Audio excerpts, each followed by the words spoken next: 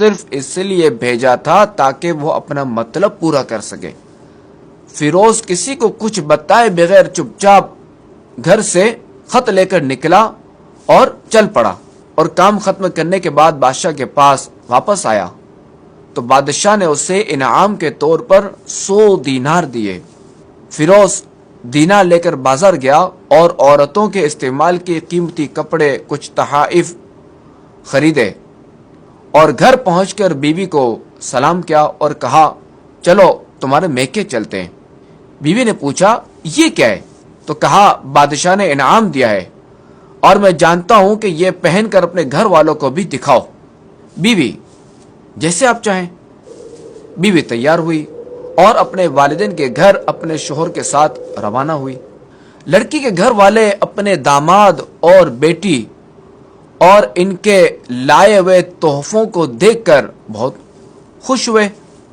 فیروز بیوی کو چھوڑ کر واپس آ گیا اور 1 مہینہ گزرنے کے بعد بھی وہ بیوی کو واپس نہ لایا اور نہ ہی اس کے بارے میں کوئی خیر خبر لی۔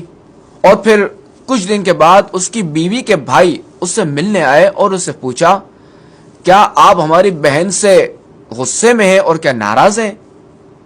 اگر ہاں تو اس کی وجہ بتائیں، یا پھر ہم آپ کو عدالت میں لے جائیں گے اور قاضی کے سامنے پیش کریں گے۔ تو اس نے کہا اگر تم قاضی کے پاس جانا چاہتے ہو تو چلے جاؤ، لیکن میں نے اس کے تمام حقوق ادا کر دیے ہیں۔ لڑکی کے گھر والے اپنا کیس قاضی کے پاس لے گئے۔ قاضی اتفاق سے اس وقت بادشاہ کے پاس بیٹھا ہوا تھا، تو قاضی نے فیروز کو بلایا۔ لڑکی کے بھائیوں نے کہا اللہ کریم بادشاہ سلامت اور قاضی القضا کو سلامت رکھے۔ اور پھر جو ہے وہ لڑکی کے بھائیوں نے اپنا مقدمہ قاضی کے روبرو پیش کیا۔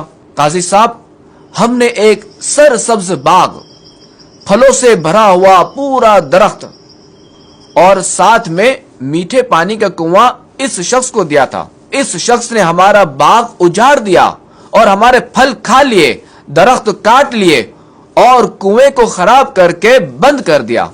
قاضی نے فیروز کی طرف دیکھا اور پوچھا ہاں تو تم کیا کہتے ہو اس بارے میں؟ فیروز نے کہا قاضی صاحب، جو باغ مجھے دیا گیا تھا وہ میں نے پہلے سے بہتر حالت میں نے واپس کیا ہے۔